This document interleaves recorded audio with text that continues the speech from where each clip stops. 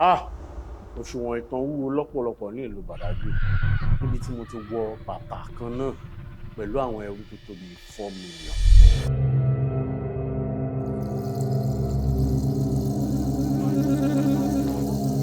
Ṣe ja ogun láàrin ara wọn láti lè fi get muslim.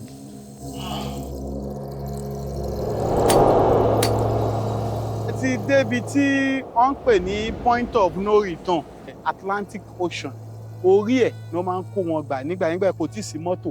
Àrùgbá Ọ̀ṣun. Ṣé lè fi hàn wá? Bẹ́ẹ̀ ni sà. Wọ́n gbọ́dọ̀ mú omi kán tó kó wọn wọnú ọkọ̀ ní ìgbà yẹn. Ẹ wọlé kẹ́ wá gbọ́ ìtàn nípa kànga yìí.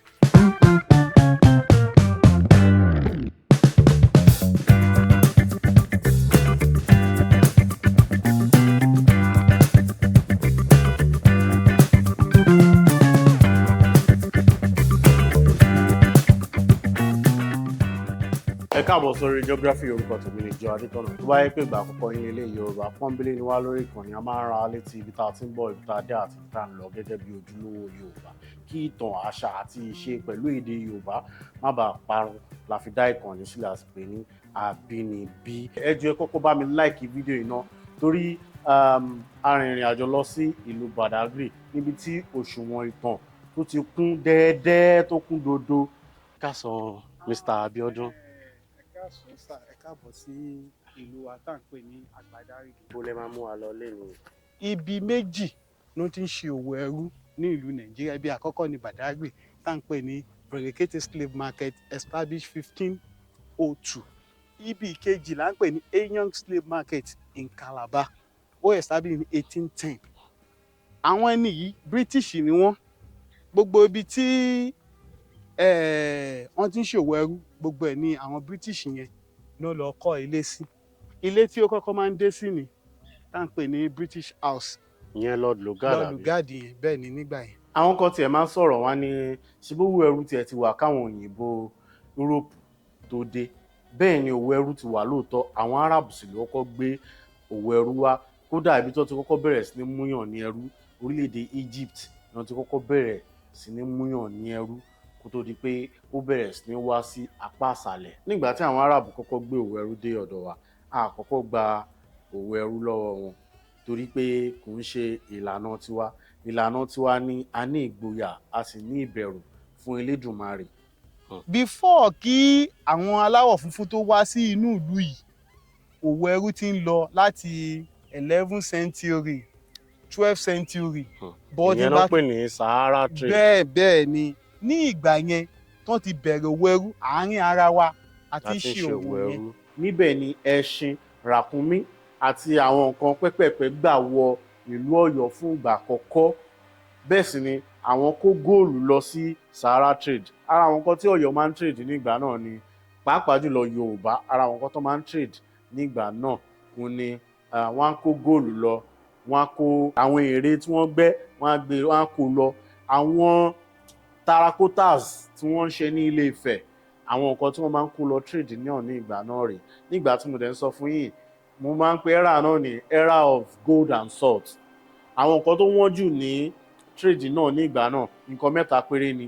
Alákọ̀ọ́kọ́ góòlù, bọ̀ iye kan náà ni góòlù. Tí ẹ bá kó ọwọ́ kan góòlù, tó máa kó ọwọ́ kan góòlù fún yín, ọwọ́ kan iyọ̀ náà lẹ máa fi gbà. Wọ́n fi máa ń pè ní era gold and salt. Bẹ́ẹ̀ sì ni ẹrú náà wọ́n gidi gan. Ó ní ẹrú tẹ máa kó lọ tẹ máa fi gba góòlù. Báyìí ni wọ́n ṣe kọ́kọ́ introduce òwò ẹrú sí wa. Kí wá ṣe òwò ẹrú nìkan náà introduce sí wa náà, wọ́n tún introduce Islam náà sí wa ní ìgbà náà láti Mali. Ṣùgbọ́n gbogbo obìnrin kọ́ ni à ń lọ lénìí. Àwọn ẹrú tí a wá ń rà téèyàn bá lówó, gẹ́gẹ́ bẹ́ẹ̀ ṣe mọ̀ pé ọlọ́lá l'Aláàfin. Tí Aláàfin bá ra ẹrú ní ìgbà náà àbí ẹnikẹ́ni tó bá lówó lọ́wọ́ tó bá ra ẹrú ní ìgbà náà, ẹrú yìí yóò mọ ṣiṣẹ́ ní oko rẹ̀. Owó tó yẹ kó máa fún alágbàro wọ́n á máa fún ní ìdá méjì, wọ́n wá dá owó èsì méjì. Owó èkó tó wá ń ṣe pé wọ́n á kó fún o, owó èyí yóò mọ̀ fi ra òmìnira ara rẹ̀. Ìlànà yìí ni ìlànà tí àwa fi ń ṣe ẹrú pẹ̀lú àwọn Árábù ní ìgbà náà. Ìgbà táwọn aláwọ̀ funfun tá à ń pè ní Portuguese tán dé ní ìgbà yẹn, àwọn wọlé wá, wọ́n wá bá àwọn head of community bí àwọn chief wa pé owó tá ń ṣe yìí àwọn náà fẹ́ máa ṣe pẹ̀lú yín but nígbà yẹn wọn ò mọ́kọ wọn ò mọ́kà but ní ìgbà yẹn àná cowries owó ẹyọ ní ilẹ̀ aláwọ̀ dúdú wọn ò kó owó dọ́là wọn wá wọ́n wá ń ṣe pàṣípàrọ̀ jẹ́ kí n fún ẹ ní nǹkan mi kí ìwọ náà fún ẹ ní nǹkan mi. àwọn nǹkan tí wọ́n fi ń gba ẹrú nígbà yẹn òun leléyìí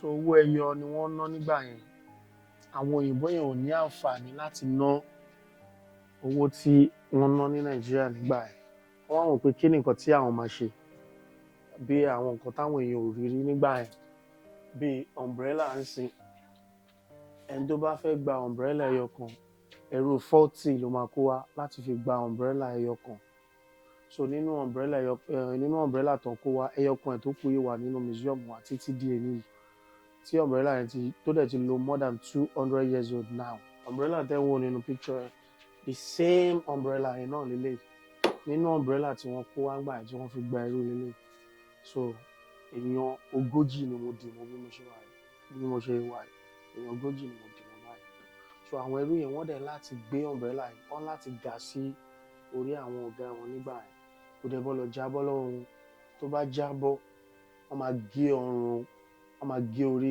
ẹrú yẹn dànù nígbà yẹn so punishment tí wọ́n máa ń fún àwọn ẹrú nígbà yẹn òun lélẹ̀ so ibi tí a wà yìí òun náà máa ń pè ní awaiting cell ẹrú 40 náà máa kó sínú yàrá yìí wọ́n dẹ̀ máa ń lo 3 to 4 months kan tó kó wọn jáde ní bíbá yìí so inú bíbá yìí náà máa tọ̀ sí bíbá yìí náà máa yàgbẹ́ sí fún 3 to 4 months wọ́n dẹ̀ máa ń fún wọn ní oúnjẹ ní ẹ̀ẹ̀kan ní ojúmọ́ ìdí nìyẹn tí ọ̀pọ̀lọpọ̀ ẹrú fi máa ń kú sí bíbá yìí nígbà yẹn so ẹ máa mọ̀ so another ẹrú 40 náà máa kó sí bíbá yìí ẹ rí i pé the same window náà ni so bọ́n ṣe máa ń gẹrú ọkùnrin lélẹ́yìí bọ́n ṣe máa ń gẹrú obìnrin lélẹ́yìí torí pé wọ́n jọ ní àjọṣepọ̀ tí wọn ò dẹ̀ fi àyè ẹ̀ sílẹ̀ so àwọn bóyìí ni wọ́n fi gba ẹrú nígbà yẹn kò sí bó ṣe lè kéré tó kò sí bó ṣe lè tóbi tó ẹni tó bá nídìí ẹyọ kan nínú ẹ̀ ẹrú 10 ni ẹni tó bá nídìí márààrún yìí sí ó ń láti kó ẹrú 50 wá láti fi gba márààrún yìí. eléyìí bà mí nínú jẹ́ lọ́pọ̀lọpọ̀ ṣùgbọ́n gẹ́gẹ́ bí iṣẹ́ tí mo yàn láàyò ó pọ̀ dandan pé kí n tẹ̀síwájú eléyìí ló wá mú mi lọ sí ibi tí a mọ̀ sí Mobile Slave Museum níbi tí mo ti fẹ́ lọ wọ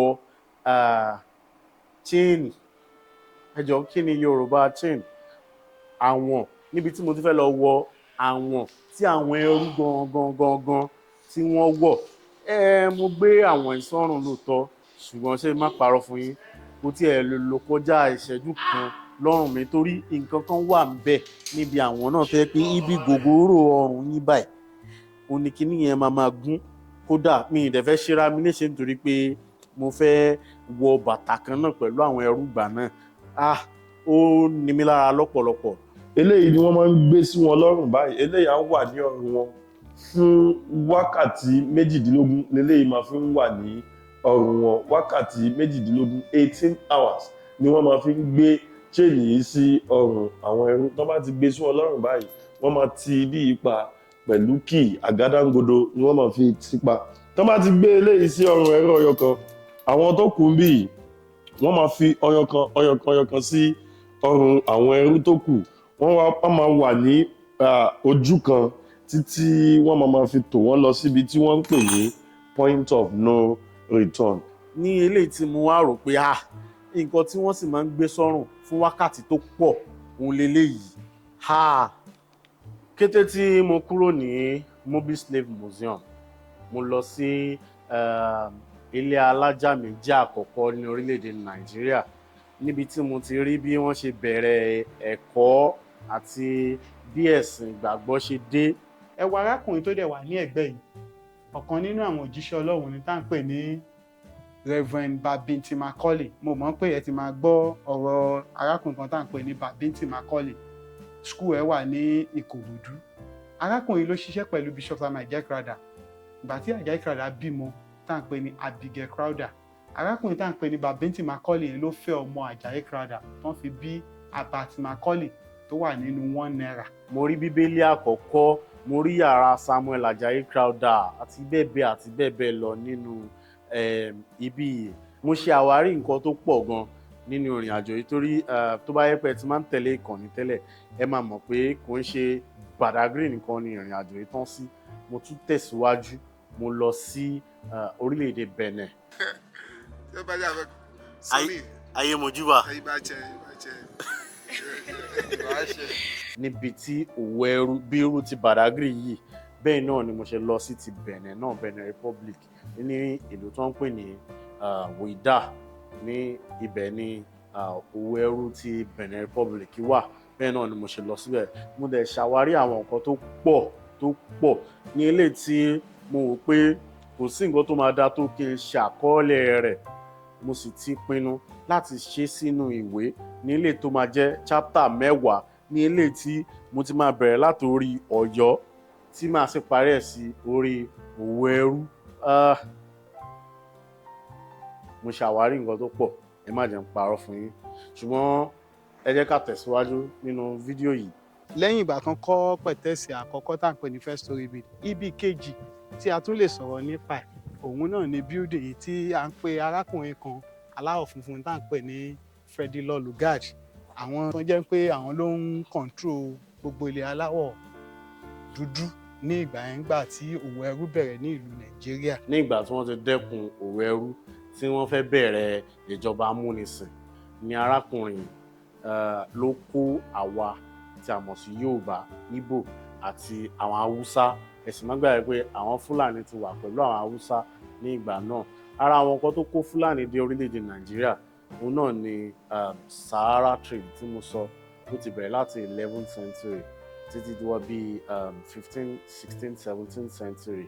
Owó ẹrú ti Europe òun ló jẹ́ kí àwọn èèyàn máa fi gbogbo ara kọbi ara sí owó ẹrú ti Sahara mọ́, nítorí pé owó ẹrú ti Europe tún ṣe ó lérè lórí fáwọn tó ń ṣe ní ìgbà náà. Lọ́rọ̀ kan ṣá, arákùnrin Lugard òun ló kó wa pọ̀ mọ́ àwọn Haúsá, ṣùgbọ́n ọ̀rọ̀ ẹ wá jẹ́ kí n rò pé àbí ìdí nìyẹn torí ẹwúrú fún àpẹẹrẹ Samuel Ajayi Crowther nìsín.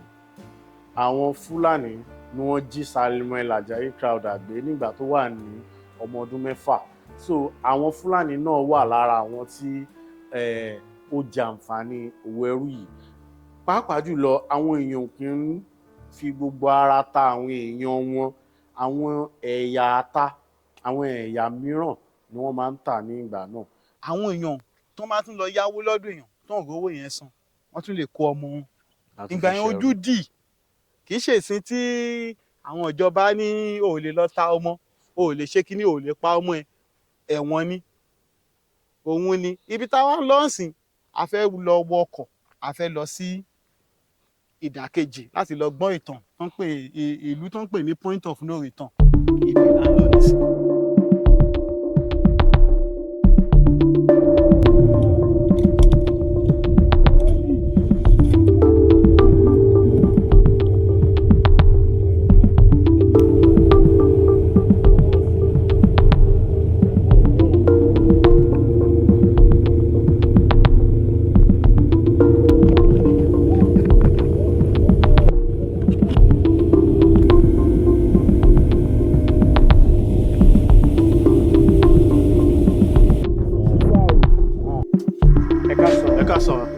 Do you understand Yoruba? Why not? Okay, good. Good. Iṣẹ́ tá à ń ṣe níbí báyìí náà, iṣẹ́ ìbílẹ̀ náà, iṣẹ́ tá à ń ṣe ní ibí báyìí. Àwọn iṣẹ́ tá à ń fi coconut shell, tá à ń fi àgbọn, igbá àgbọn tá a fi ń ṣe. So àgbọn lẹ fi ṣe báàgì báyìí. Gbogbo nǹkan tẹ́ ń wò yìí àgbọn ní gbogbo ẹ̀ pátápátá. Ní ìgbà yẹn bí àwọn ẹrú ṣe máa ń wá sí sínú ìlú yìí, ẹ mọ̀ pé a ti kúrò ní ìlú kan, agun orí omi, a bọ́lẹ̀ sí ìlú tó wà ní ọ̀ndà Àgbádárìgì. Ẹ wo signboard tí àwọn òṣèlú wa, àwọn tó ń darí wa ní ìlú tó ń ṣe sí bíbá yẹn pé kí àwọn ọmọ ọ̀sìn wọ́n lè mọ route ọ̀nà tí wọ́n kó àwọn ẹrú gbà ní ayé ìjọ́un. Òun là ń pè ní Badagry slave route journey to unknown destination. Àwọn ẹrú ò mọ ìlú tó ń kó wọn lọ́ngbà yẹn. Ọ̀nà tó ń dẹ̀ kó wọn gbà ní tó ń fi kó wọn lọ sí Atlantic Ocean. Orí ẹ̀ ni wọ́n máa ń kó wọn gbà nígbà yẹn. Kò tí ì sí mọ́tò, kò tí ì sí plane tó ń òfurufú, kò tí ì sí nígbà yẹn. Tó má dẹ̀ ti kó wọn nínú ọkọ̀ ńlá yẹn ti máa wà láàárín agbami. a ti máa dúró dè wọ́n láti kó ẹrú wá ní ìgbà yẹn. Àwọn slave master àwọn èèyàn aláwọ̀ funfun wọ́n ti máa dúró ń gbé ẹrú tàwọn ń bọ̀. Nǹkan tó má ti lè kó wọn sí ọwọ́ aláwọ̀ funfun báyìí tó ti fìbọn ká ti fi gáàdì tó ti lè wọnú ọkọ̀ wọn padà wá sí ìlú yìí mọ́. Ó dé tó má dẹ̀ ń lọ ní orí ọ̀nà yìí a ní kànga kan, kànga yẹn ni omi inú ẹ̀ ló máa ń fún wọn mu ní ayé ìgbà yẹn tí iye wọn fi máa ń parẹ́. Màá sọ ìtàn nípa kànga yẹn fún ẹ jẹ́ ká lọ.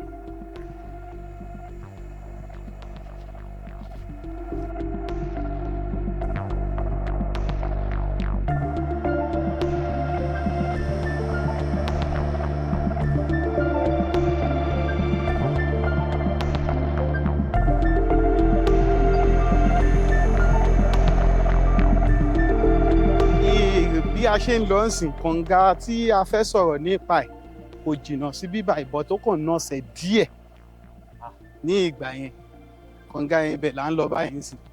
Ọ̀nà tí mò ń rìn gangan ni àwọn ẹrú ni wọ́n rìn ní ìgbà náà, wọ́n sì máa rìn fún wákàtí tó tó bí ẹyọ kan tó lè dé etí òkun níbi tí wọ́n ti wọ ọkọ̀ ojú omi. Kí wá tó ṣe pé wọ́n rìn nìkan. Ẹ wá dúró chain tí mo gbé sọ́rùn nínú mobile slave museum. Kẹ wá wo adúró chain yẹn náà ló máa wọ̀ ní ọrùn wọn ò ní wọ bàtà, ilẹ̀ máa gbóná, oríṣiríṣi nǹkan ló máa ṣẹlẹ̀. Ojú àwọn ẹrú rí tó ní ìgbà náà. Èèyàn kàn ń ṣe kí èèyàn struggle láti rìn lórí ẹ̀ ní dípòdípò ẹni tí ò mọ omi látijọ́ ẹ̀, tí ò mọ omi tó jẹ́ pé ẹ̀kan ló ń jẹun ẹ̀kan ló ń mu omi, á rìn gbogbo ìrìn yìí kò tiẹ̀ tí ì sí destination náà, tiẹ̀ tí ì fojú rí ibi tá à ń lọ rárá. Ẹ wo bí ta ti ń rìn bọ̀ látòkè lọ́nà yẹn. Kí tún lélẹ̀? Ẹ mọ̀ pé mo sọ̀rọ̀ nípa ìtàn nípa kànga yìí ní pé tí wọ́n ti kúrò ní ibi omi lọ́hùn. Ibi báyìí jẹ́ àárín ọ̀nà, ó wà ní between ọ̀sà àti òkun. Wọ́n gbọ́dọ̀ mu omi kán tó kó wọn wọnú ọkọ̀ ní ìgbà yẹn. Ẹ wọlé kẹ wá gbọ́ ìtàn nípa kànga yìí. Ìgbà tí òwò ẹrú bẹ̀rẹ̀ ní ìlú Badagry ló wà kànga yìí ní 1502. Àwọn ẹrú dẹ̀ náà wà fún lórí ilẹ̀ yìí tá à ń pè ní point of no return. Ẹrú tó bá ti wọkọ̀ láti ọ̀hún yẹn tán ti lè bọ́lẹ̀ sí orí ilẹ̀ yìí wọ́n máa rìn títí dé bíbáyìí. Ìgbà yẹn á ti rẹ̀ wọ́n dẹ̀ gbọ́dọ̀ mu omi. Ẹ mọ̀ pé a sọ pé ẹrú ń jẹun ní ojúmọ́ kan wọ́n dẹ̀ mu omi ní ojúmọ́ kan. Tó máa dé báyìí tó máa di fún wọn lómi yẹn ó máa pa iye wọn. Omi eléyìí nítorí pé àwọn tó ń ta ẹrú fún àwọn aláwọ̀ dúdú tó ń ta ẹrú fún òyìnbó àwọn Yorùbá tó ń ta ẹrú fún àwọn aláwọ̀ funfun àwọn ló wá kànga yìí ló da ẹfun tó jẹ́ pé ẹfun èèyàn dúdú tó jẹ́ pé ó máa ń pa iyè òun ló dà sínú omi yìí tó jẹ́ pé ẹni ẹrú tó bá ti lè mu omi yìí ní ìgbà yẹn ó máa wà kò ní ó máa ní iyì bọ̀ tó máa obey nǹkan tí ọ̀gá ẹ̀ bá sọ fún ó máa bọ̀wọ̀ fọ́gá ẹ̀ tó bá ti lè mú ó kàn máa wò báyìí títí wọ́n máa fi kó wọn lọ sí òkè òkun. Eléyìí jẹ́ kí n mọ̀ pé ọ̀pọ̀lọpọ̀ èèyàn ló faramọ́ òwò ẹrú ní ìgbà tó ń lọ lọ́wọ́, ọ̀pọ̀lọpọ̀ èèyàn ló faramọ́. Mo mọ nǹkan tẹ́ ń rò ṣùgbọ́n mi ò ní sọ̀rọ̀ sí nǹkan tẹ́ ń rò lọ́kàn yín gangan báyìí. Ṣùgbọ́n nǹkan kan tí mo fẹ́ sọ ni pé ìlànà àfọwọ́sí náà ṣì wà òde òní yìí. Ẹ jẹ́ kí n kàn fún yín ní àpẹẹrẹ pé ẹ jẹ́ ká wo yahoo. Báyìí náà ni òwò ẹrú ṣe rí ní ìgbà náà tó jẹ́ pé àwọn kan wà wọ́n jẹ àǹfààní rẹ̀, àwọn kan sì wà tí wọ́n fọwọ́ sí ara wọn fẹ́ kó dẹ́kun láti ìbẹ̀rẹ̀ títí di òpin ni. Ara rẹ̀ ni arákùnrin tá a mọ̀ sí Mobi. Bàbá tí wọ́n sin síbí kò láìkí owó tí bàbá ẹ̀ ń ṣe. Tí bàbá ẹ̀ bá ti ń ṣe òwò yẹn inú máa ń bi gradually ìgbà tó dàgbà tí bàbá ẹ̀ kú ó wá wò pé kí lòun lè ṣe tóun lè fi òpin sí òwò ẹrú ní Badagry. Wọ́n ti load ọkọ̀ tí ó ń kó àwọn ẹrú lọ sí Portugal. Bàbá yìí lọ sí ibi tí wọ́n ń pè ní point of no return. Wọ́n ti fẹ́ máa ṣí ọkọ̀ yẹn ti fẹ́ ṣí ó dẹ̀ lọ síbẹ̀ ó bá àwọn òyìnbó aláwọ̀ funfun jà. Gbogbo chain tí wọ́n ti fi sí ọrùn àwọn ẹrú ó kó padà wá sí ilé. Gbogbo àwọn ẹrú tí wọ́n ń kó lọ ẹ̀ wọ́n dẹ̀ ní freedom wọn ní òmìnira. ti débi tí wọ́n ń pè ní point of no return ibẹ̀ la wà yìí. Ẹ mọ̀ pé mo sọ nínú ìtàn tí à ń sọ lọ ní pé ọkọ̀ ńlá wọ́n fi máa ń kó ẹrú lọ ó máa wà ní agbami. Ọkọ̀ alájẹ̀ tó ní ọwọ́ tó wọ́n máa ń pè ní pádù tó máa ń ọkọ̀ alájẹ̀ òun náà fi máa ń kó àwọn ẹrú yẹn lọ sínú ọkọ̀ ńlá tó fi ń kó wọn lọ sí ilẹ̀ aláwọ̀ funfun òun là ń pè ní ship. I need the bigger ship. Ibẹ̀ ló ń lòdù àwọn ẹrú yẹn sí tó fi ń kó wọn jáde kò ní ìlú Nàìjíríà ní ìgbà yẹn. Tó bá dẹ̀ ti dé bíbáyìí àrìnmábọ̀ náà ń pe bíbáyìí journey to unknown destination ọ̀hún mọ́bi tó ń kó wọn lọ nígbà yẹn. Àwọn ibi tí a gbọ́ nínú ìtàn tó ń kó wọn lọ ní West Indies, Australia, Cuba, Jamaica, America, Brazil and the Portuguese. Tẹ́ bá wo Yorùbá tí mò ń sọ, a ní community kan ní Brazil. Òun ni second official language Yorùbá náà sọ níbẹ̀. Bí a ṣe ń sọ ẹ káàárọ̀, ẹ káàsán, ẹ káalẹ́, gbogbo ẹ̀ náà ni wọ́n dẹ̀ tún tàkàrà. Àwọn culture wọn from Ọ̀yọ́, àwọn ló tẹ̀dó síbẹ̀. Àwọn ẹrú tán kókò nínú ìlú Nàìjíríà, ibẹ̀ náà lọ settle down sí. Ibi báyìí náà pè ní final destination fún ẹrú ní ìgbà yẹn. Ẹ wo ìtàn náà kò ju ṣókí báyìí lọ. Orúkọ mi ni Abídèmí Bíavonú, tour guide. Àwa la máa ń mú àwọn tó fẹ́ wá gbọ́ ìtàn la máa ń mú wọn káàkiri gbogbo museum ní ìlú Badagry. Ọmọ bíbí Badagry ni mí, but nǹkan tó ṣẹlẹ̀ ni pé ẹ lè dá wá sí gbogbo ibà because ìrìn yẹn pọ̀ gan. So tẹ bá fẹ́ wá, tẹ bá fẹ́ dé gbogbo ibi, ibà náà ń pè ní point of no return. So àwọn Lagos State Government àbí? Àwọn ló kọ́ bíbáyìí. Lagos State Government ló kọ́ bíbáyìí, wọ́n wá pè ní door of new return ni wọ́n ń pè eléyìí.